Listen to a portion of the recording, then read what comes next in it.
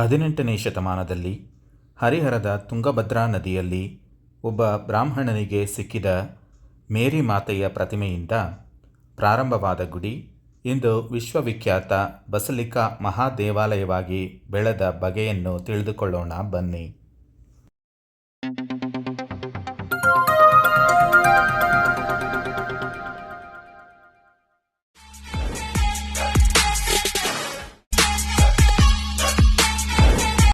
Hello ಸ್ನೇಹಿತರೆ, ನಾವೀ ದಿನ ಕರ್ನಾಟಕದ ಮಧ್ಯಭಾಗದಲ್ಲಿ ತುಂಗಭದ್ರಾ ನದಿಯ ತಟದಲ್ಲಿ ಇರುವಂಥ ಒಂದು ಊರಿಗೆ ಹೋಗ್ತಾ ಇದ್ದೀವಿ. ಹೌದು, ನಾವು ಈ ದಿನ ಹೋಗ್ತಾ ಇರೋದು ದಾವಣಗೆರೆ ಜಿಲ್ಲೆಯ ಹರಿಹರಕ್ಕೆ. ತುಂಗಭದ್ರಾ ನದಿಯ ತಟದಲ್ಲಿ ಇರುವ ಊರು ಅಂತ ನಾನು ಹೇಳಿದ್ದಕ್ಕೆ ಮುಖ್ಯವಾದ ಕಾರಣವೂ ಇದೆ. ಅದು ಹೋಗ್ತಾ ಹೋಗ್ತಾ ನಿಮಗೆ ಗೊತ್ತಾಗುತ್ತೆ. ಅದಕ್ಕೂ ಮೊದಲು ಸುಮಾರು 300 ವರ್ಷಗಳಿಗೆ ಮುಂಚೆ ನಡೆದಂಥ ಇತಿಹಾಸವನ್ನು ಒಂದು ಸಲ ತಿಳಿದುಕೊಳ್ಳೋಣ. ಆ ಕಾಲದಲ್ಲಿ ಈ ಪ್ರದೇಶದಲ್ಲಿ ಒಬ್ಬ ಬಡ ಬ್ರಾಹ್ಮಣ ಪುರೋಹಿತ ತನ್ನ ಪತ್ನಿ ಹಾಗೂ 2 ಮಕ್ಕಳೊಂದಿಗೆ ಜೀವನ ಮಾಡ್ತಾ ಇರ್ತಾನೆ. ಮನೆಯಲ್ಲಿ ಅತಿಯಾದ ಬಡತನವಿತ್ತು. ಹೆಂಡತಿಗೆ ಕ್ಷಯರೋಗದ ಬಾಧೆ ಇತ್ತು. ಪ್ರತಿದಿನ ತುಂಗಭದ್ರಾ ನದಿಯಲ್ಲಿ ಸ್ನಾನ ಮಾಡಿ ತನ್ನ ಪೌರೋಹಿತ್ಯ ಕೆಲಸಕ್ಕೆ ಹೋಗುವುದು ಅವನ ವಾಡಿಕೆಯಾಗಿತ್ತು.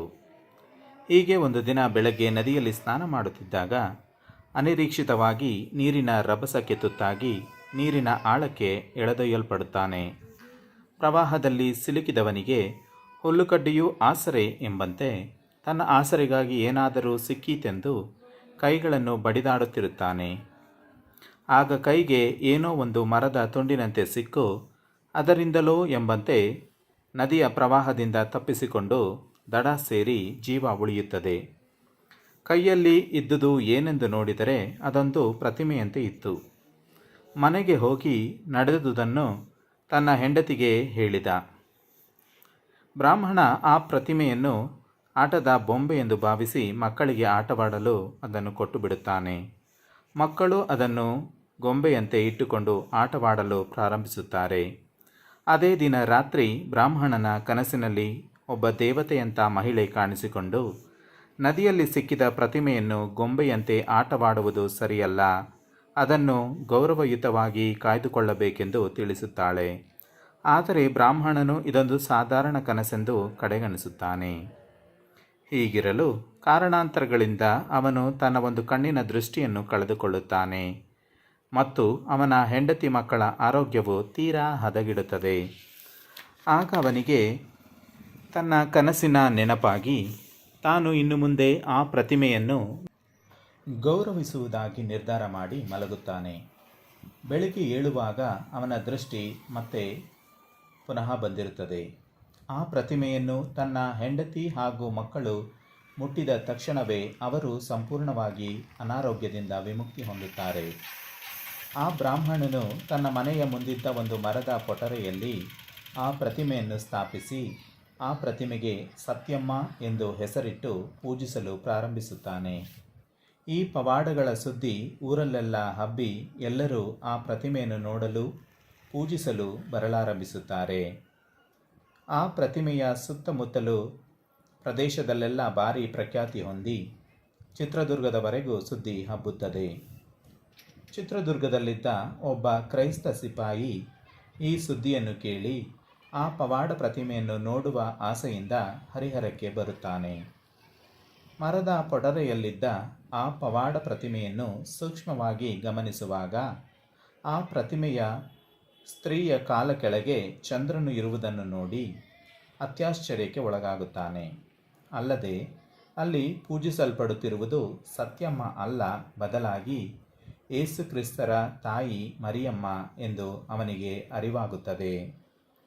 ಮಾತೆ ಮರಿಯಮ್ಮನವರನ್ನು ಸತ್ಯಮ್ಮ ಎಂಬ ಹೆಸರಿನಲ್ಲಿ ಈ ರೀತಿಯಾಗಿ ಪೂಜಿಸುವುದನ್ನು ಸಹಿಸದ ಆ ಸಿಪಾಯಿ ರಾತ್ರಿ ಎಲ್ಲರೂ ಮಲಗಿದ ಹೊತ್ತಿನಲ್ಲಿ ಆ ಪ್ರತಿಮೆಯನ್ನು ಎತ್ತಿಕೊಂಡು ಒಂದು ಬಟ್ಟೆಯಲ್ಲಿ ಸುತ್ತಿಕೊಂಡು ಚಿತ್ರದುರ್ಗದ ಕಡೆಗೆ ಪ್ರಯಾಣ ಬೆಳೆಸುತ್ತಾನೆ.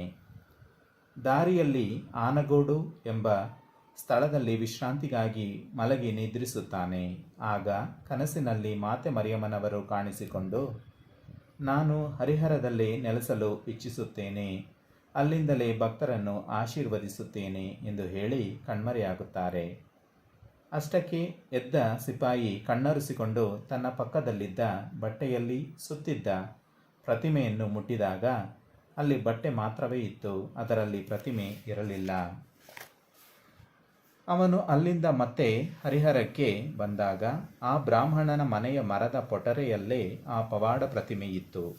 ಅಲ್ಲಿಂದ ಹೊರಟ ಸಿಪಾಯಿ ಕ್ರೈಸ್ತ ಧರ್ಮಕ್ಕೆ ಸೇರಿದ ಕಲೆಕ್ಟರ್ನ ಅಡುಗೆಯವನ ಮುಖಾಂತರ ಮಾತೆ ಮರಿಯಳ ಪ್ರತಿಮೆಯನ್ನು ಕುರಿತು ತಿಳಿಯಪಡಿಸಿ ಅದನ್ನು ಕ್ರೈಸ್ತರ ಸುಪರ್ದಿಗೆ ಕೊಡಿಸುವಂತೆ ಕೇಳಿಕೊಳ್ಳುತ್ತಾನೆ.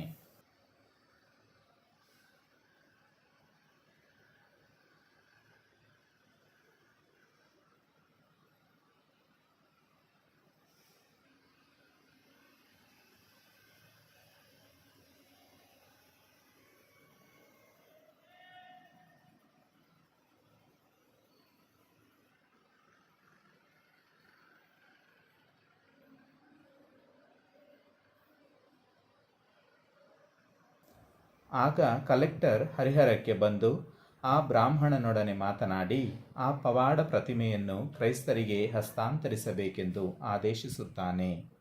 ಅದಕ್ಕೆ ಪ್ರತಿಯಾಗಿ ಬ್ರಾಹ್ಮಣನು ತನಗೆ ಕಾಣಿಸಿಕೊಂಡ ಮಾತೆ ಮರಿಯಮ್ಮನವರು ತಾನು ಹರಿಹರದಲ್ಲೇ ನೆಲೆಸುತ್ತೇನೆಂದು ಹೇಳಿದ್ದರಿಂದ ಆ ಪ್ರತಿಮೆಯನ್ನು ಬೇರೆ ಕಡೆಗೆ ಸ್ಥಳಾಂತರಿಸುವುದು ಸರಿಯಲ್ಲ, ಬದಲಾಗಿ ತನ್ನ ಮನೆಯನ್ನು ಮತ್ತು ಅದರ ಜಾಗವನ್ನು ತಾನು ಬಿಟ್ಟುಕೊಡುವುದಾಗಿಯೂ ಅಲ್ಲೇ ದೇವಾಲಯವನ್ನು ಕಟ್ಟಿಕೊಳ್ಳಬಹುದೆಂದು ಹೇಳುತ್ತಾನೆ. ಅದಕ್ಕೆ ಎಲ್ಲರೂ ಒಪ್ಪುತ್ತಾರೆ. ಆ ಬ್ರಾಹ್ಮಣ ಕೊನೆಗೆ ಮರಣ ಹೊಂದಿ ಅದೇ ದೇವಾಲಯದ, ಅಂದರೆ ಬ್ರಾಹ್ಮಣನ ಮನೆಯ ಜಾಗದಲ್ಲೇ ಸಮಾಧಿ ಮಾಡಲ್ಪಡುತ್ತಾನೆ. ಆತನ ಸಮಾಧಿಯನ್ನು ಇಂದಿಗೂ ನೋಡಬಹುದು.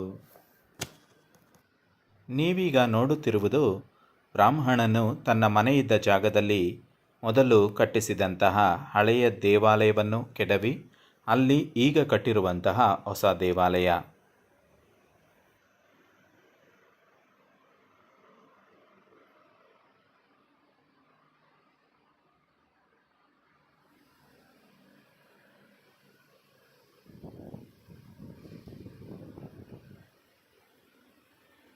ಇದೇ ಭಕ್ತ ಬ್ರಾಹ್ಮಣನ ಸಮಾಧಿ ಇರುವಂತಹ ಸ್ಥಳ.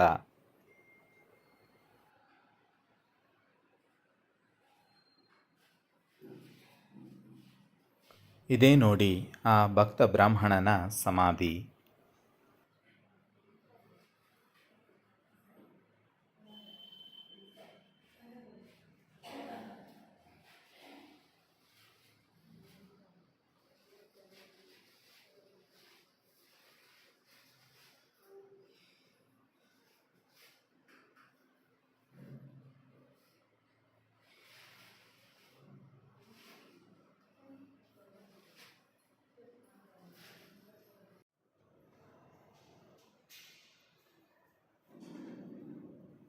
ಈ ದೇವಾಲಯವನ್ನು ದರ್ಶನ ದೇಗುಲ ಎಂಬ ಹೆಸರಿನಿಂದ ಕರೆಯಲಾಗುತ್ತದೆ.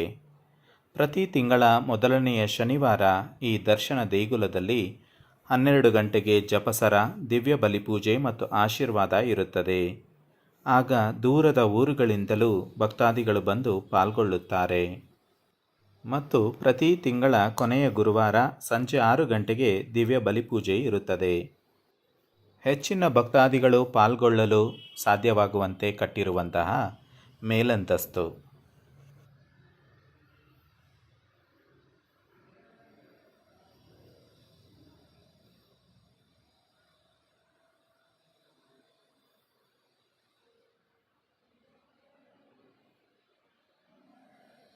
ತಿಂಗಳ ಮೊದಲನೇ ಶನಿವಾರದ ಬಲಿಪೂಜೆಯ ನಂತರ ಭಕ್ತಾದಿಗಳನ್ನು ಆಶೀರ್ವದಿಸುತ್ತಿರುವಂತಹ ದೃಶ್ಯ.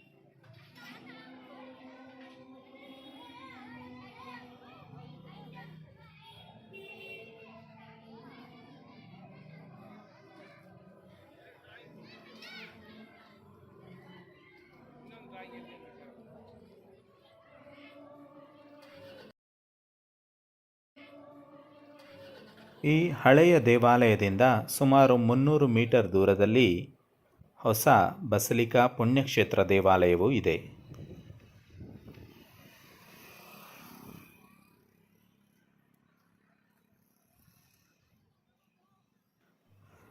ಇದೇ ನೋಡಿ ತುಂಗಭದ್ರಾ ನದಿ. ಇದೇ ನದಿಯಲ್ಲಿ ಸ್ನಾನ ಮಾಡುವಾಗಲೇ ಆ ಭಕ್ತ ಬ್ರಾಹ್ಮಣನಿಗೆ ದೇವಮಾತೆಯ ಅದ್ಭುತ ಸ್ವರೂಪವು ಸಿಕ್ಕಿದ್ದು.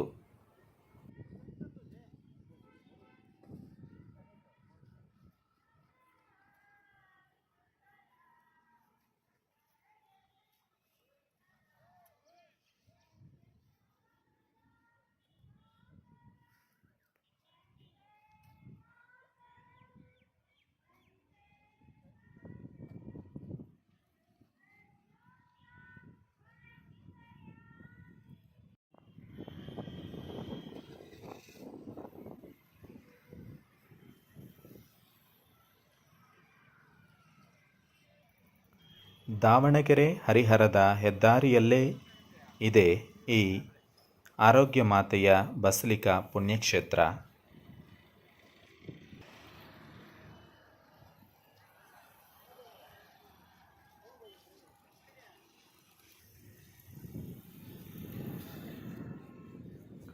ಬನ್ನಿ ಈ ಬಸಲಿಕಾ ಪುಣ್ಯಕ್ಷೇತ್ರವನ್ನು ಸಂಪೂರ್ಣವಾಗಿ ನೋಡಿ ಆನಂದಿಸೋಣ.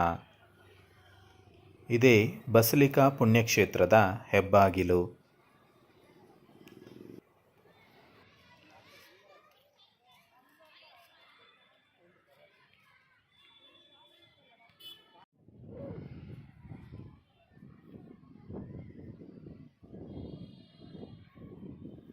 ಪುಣ್ಯಕ್ಷೇತ್ರದ ಮುಂಭಾಗದಲ್ಲಿ ಒಂದು ದೊಡ್ಡ ಮೈದಾನವಿದೆ.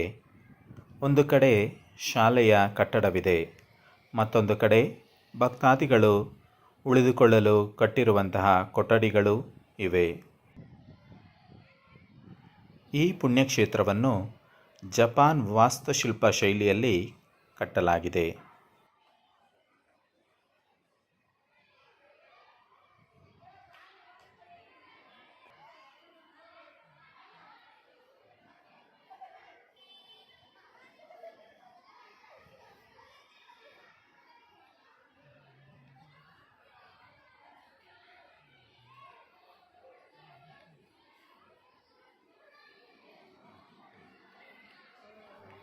ಈ ದೇವಾಲಯದ ಹೊರಗಡೆ ಒಂದು ಕಡೆ ಯೇಸುಸ್ವಾಮಿಯ ಶಿಲುಬೆಯ ಮರಣವನ್ನು, ಮತ್ತೊಂದು ಕಡೆ ಯೇಸುವಿನ ಜನನವನ್ನು ಸೂಚಿಸುವಂತಹ ಪ್ರತಿಮೆಗಳು ಇವೆ.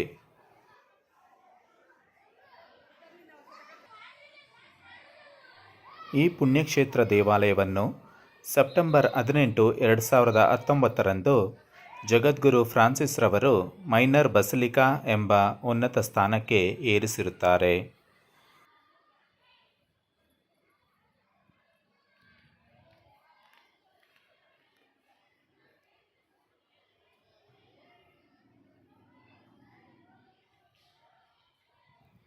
ಯೇಸುಸ್ವಾಮಿಯ ಜನನವನ್ನು ಸೂಚಿಸುವಂತಹ ಪ್ರತಿಮೆಗಳು.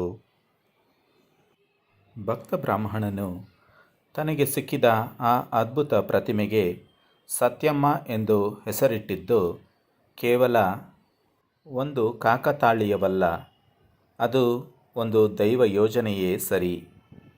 ಏಕೆಂದರೆ ಯೇಸುಸ್ವಾಮಿ ಹೇಳಿದರು, ನಾನೇ ಸತ್ಯ. ಯೇಸುಸ್ವಾಮಿ ಸತ್ಯ ಅಂದ ಮೇಲೆ ಸತ್ಯ ಅವರ ತಾಯಿ ಸತ್ಯಮ್ಮ. ಹಾಗಾದರೆ ಈ ಪ್ರತಿಮೆ ಯೇಸುವಿನ ತಾಯಿ ಮರಿಯಮ್ಮ ಎಂದು ಒಪ್ಪಿಕೊಂಡ ಹಾಗಾಯಿತು ಅಲ್ಲವೇ? ಹಾಗಾಗಿ ಇದು ನಿಜವಾಗಿಯೂ ದೈವ ಯೋಜನೆಯೇ ಸರಿ.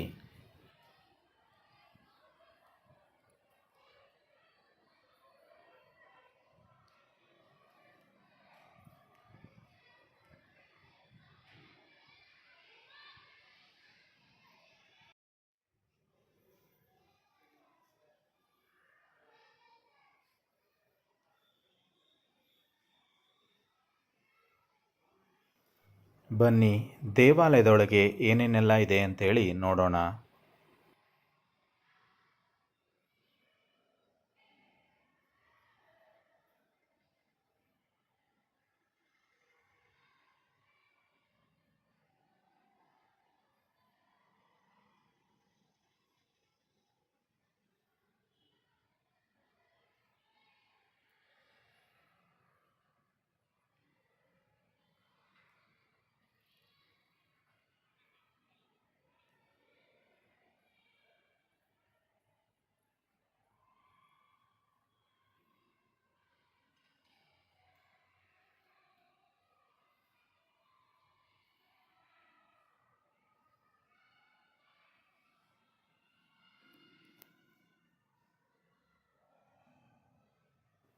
ಇದೇ ದೇವಾಲಯದ ಪ್ರಮುಖ ಪೀಠ, ಪರಮಪ್ರಸಾದದ ಸಂಪುಟ, ಅದರ ಮೇಲೆ ಯೇಸುಸ್ವಾಮಿಯ ಶಿಲುಬೆಯ ಪ್ರತಿಮೆ, ಒಂದು ಕಡೆ ಆಲ್ಫಾ ಮತ್ತೊಂದು ಕಡೆ ಒಮೇಗವನ್ನು ಚಿತ್ರಿಸಲಾಗಿದೆ.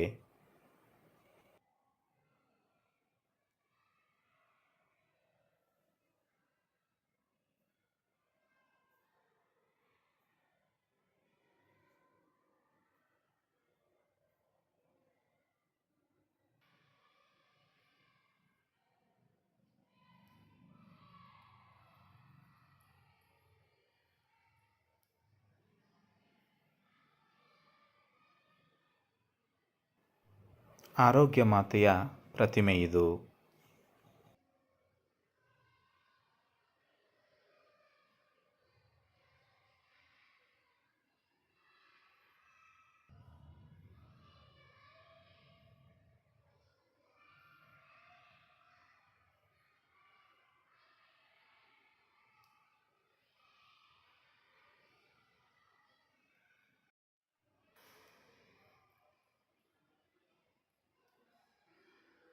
ದೇವಾಲಯದ ಸುತ್ತಲೂ ಯೇಸುವಿನ ಶಿಲುಬೆ ಹಾದಿಯ 14 ಸ್ಥಳಗಳನ್ನು ಸೂಚಿಸುವ ಸುಂದರವಾದ ಚಿತ್ರಗಳನ್ನು ಕಾಣಬಹುದು.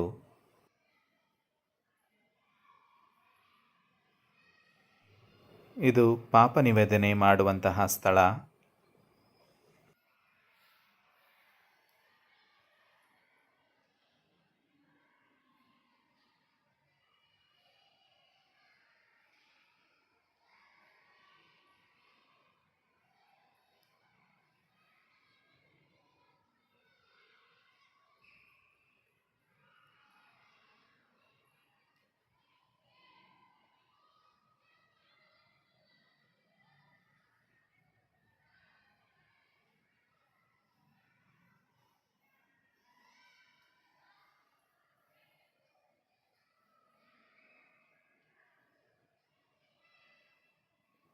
ಇದು ಸ್ನಾನ ದೀಕ್ಷೆ ಕೊಡುವಂತಹ ಸ್ಥಳ.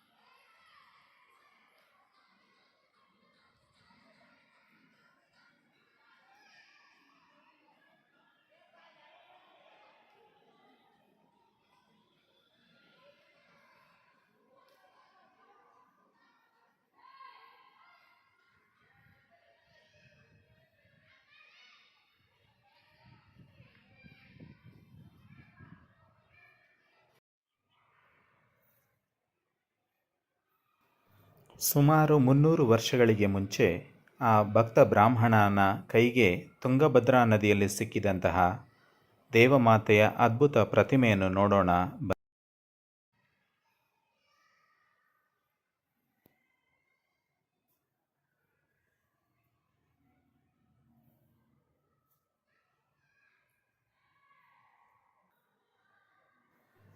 ಆ ಕಾಲದಲ್ಲಿ ಆ ಭಕ್ತ ಬ್ರಾಹ್ಮಣನು ಯಾವ ರೀತಿ ಮರದ ಪೊಟರೆಯಲ್ಲಿ ದೇವಮಾತೆಯ ಪ್ರತಿಮೆಯನ್ನು ಪ್ರತಿಷ್ಠಾಪಿಸಿದ್ದನೋ ಅದೇ ರೀತಿಯಲ್ಲಿ ಈಗ ಈ ಪುಣ್ಯಕ್ಷೇತ್ರದ ಒಳಭಾಗದಲ್ಲಿ ಒಂದು ಆಲದ ಮರವನ್ನು, ಅದರೊಳಗೆ ಒಂದು ಪೊಟರೆಯನ್ನು ಸೃಷ್ಟಿಸಿ ಅದರಲ್ಲಿ ದೇವಮಾತೆಯ ಆ ಅದ್ಭುತ ಪ್ರತಿಮೆಯನ್ನು ಪ್ರತಿಷ್ಠಾಪಿಸಲಾಗಿದೆ.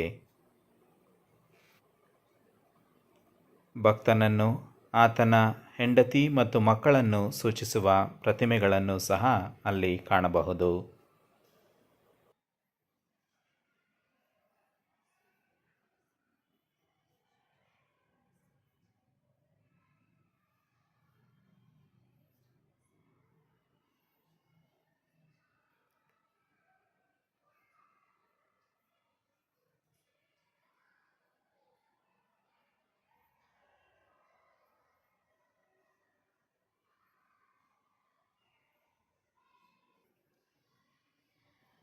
ಈ ದೇವಾಲಯವನ್ನು ಬಸಲಿಕಾ ಆಗಿ ಘೋಷಿಸಿದ ವಿವರಗಳ ಫಲಕವನ್ನು ಇಲ್ಲಿ ಕಾಣಬಹುದು.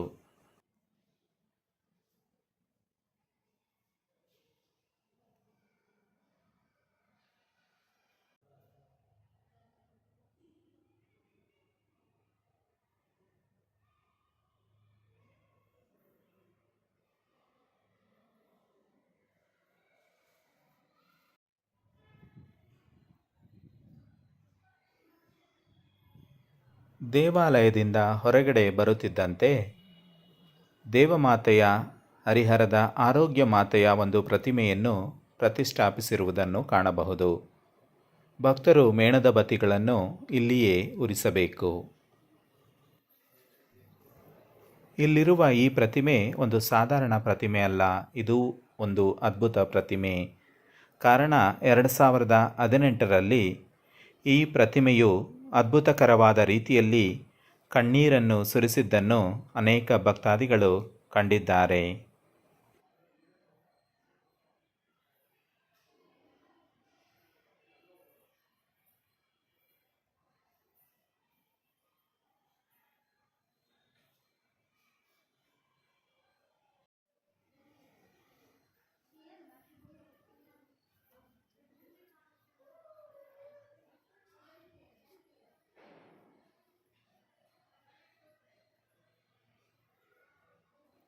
ಅಲ್ಲೇ ಪಕ್ಕದಲ್ಲೇ ಪರಮಪ್ರಸಾದದ ಆರಾಧನೆಯ ಆಲಯವನ್ನು ಸಹ ಕಾಣಬಹುದು.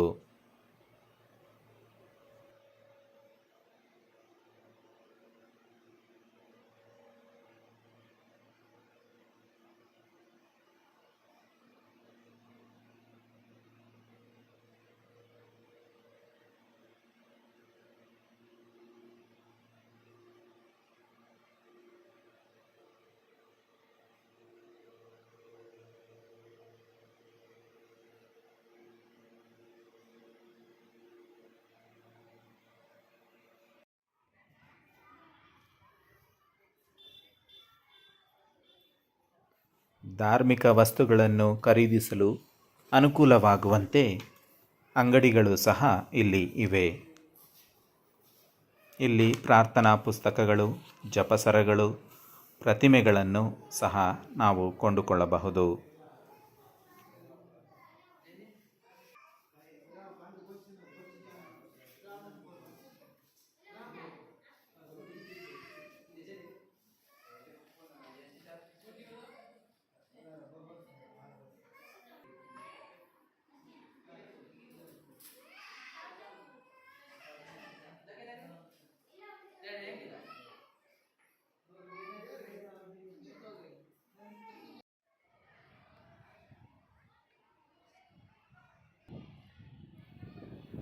ಇದರ ಮೇಲ್ಭಾಗದಲ್ಲಿ ಹರಿಹರ ಮಾತೆಯ ಮ್ಯೂಸಿಯಂ ಒಂದನ್ನು ಸಹ ಕಾಣಬಹುದು.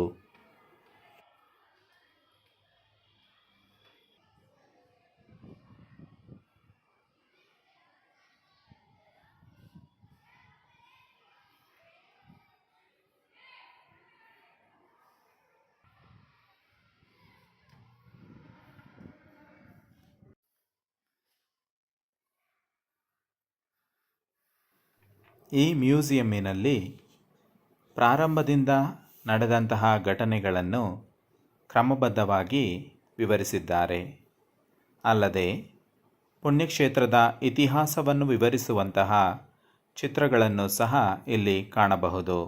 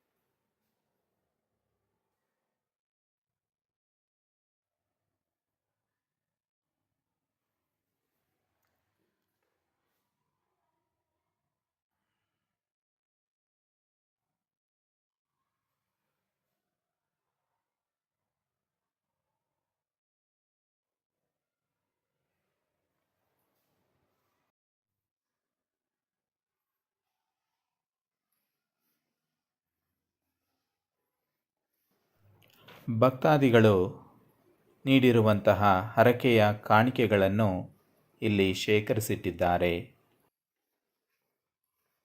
ಈ ಪುಣ್ಯಕ್ಷೇತ್ರದ ವಾರ್ಷಿಕ ಮಹೋತ್ಸವವು ಆಗಸ್ಟ್ 30ನೇ ತಾರೀಕು ಧ್ವಜಾರೋಹಣದೊಂದಿಗೆ ಪ್ರಾರಂಭವಾಗಿ ಸೆಪ್ಟೆಂಬರ್ 8ರಂದು ಮಾತೆಯ ಹುಟ್ಟಿದ ದಿನದಂದು ವಿವಿಧ ಭಾಷೆಗಳ ಆಡಂಬರ ಬಲಿಪೂಜೆಗಳೊಂದಿಗೆ ಮತ್ತು ಅಲಂಕೃತ ತೇರಿನ ಮೆರವಣಿಗೆಯೊಂದಿಗೆ ಮುಕ್ತಾಯವಾಗುತ್ತದೆ. ಈ ಜಾತ್ರೆಯಲ್ಲಿ ಜಾತಿ, ಮತ, ಭಾಷೆ ಭೇದ ಭಾವವಿಲ್ಲದೆ ಸುಮಾರು 2 ಲಕ್ಷಕ್ಕೂ ಅಧಿಕ ಜನ ಭಾಗವಹಿಸುತ್ತಾರೆ. ಈ ಪುಣ್ಯಕ್ಷೇತ್ರವು ಬೆಂಗಳೂರಿನಿಂದ 278 ಕಿಲೋಮೀಟರ್ ದೂರದಲ್ಲೂ, ದಾವಣಗೆರೆಯಿಂದ 14 ಕಿಲೋಮೀಟರ್ ದೂರದಲ್ಲೂ, ಮಂಗಳೂರಿನಿಂದ 259 ಕಿಲೋಮೀಟರ್ ದೂರದಲ್ಲೂ, ಹುಬ್ಬಳ್ಳಿಯಿಂದ 133 ಕಿಲೋಮೀಟರ್ ದೂರದಲ್ಲೂ ಇದೆ. ಇದು ಹರಿಹರದ ರೈಲ್ವೆ ನಿಲ್ದಾಣ ಮತ್ತು ಬಸ್ ನಿಲ್ದಾಣಗಳಿಗೆ ತುಂಬ ಸಮೀಪದಲ್ಲೇ ಇದೆ. ಸ್ನೇಹಿತರೆ, ಈ ವಿಡಿಯೋ ನಿಮಗೆಲ್ಲ ಮಾಹಿತಿಪೂರ್ಣವಾಗಿತ್ತು ಎಂದು ಭಾವಿಸುತ್ತೇನೆ. ನೀವು ಸಹ ಈ ಆರೋಗ್ಯ ಮಾತೆಯ ಬಸಲಿಕಾ ಪುಣ್ಯಕ್ಷೇತ್ರಕ್ಕೆ ಬಂದು ದೇವಮಾತೆಯ ಆಶೀರ್ವಾದವನ್ನು ಪಡೆಯಬೇಕೆಂದು ಕೇಳಿಕೊಳ್ಳುತ್ತೇನೆ. ಇನ್ನೊಂದು ಪುಣ್ಯಕ್ಷೇತ್ರದಲ್ಲಿ ನಾನು ನಿಮ್ಮನ್ನು ಭೇಟಿಯಾಗುತ್ತೇನೆ. ಈ ಚಾನಲನ್ನು ಸಬ್ಸ್ಕ್ರೈಬ್ ಮಾಡಿ, ಈ ವಿಡಿಯೋವನ್ನು ಲೈಕ್, ಶೇರ್, ಕಮೆಂಟ್ ಮಾಡಿ.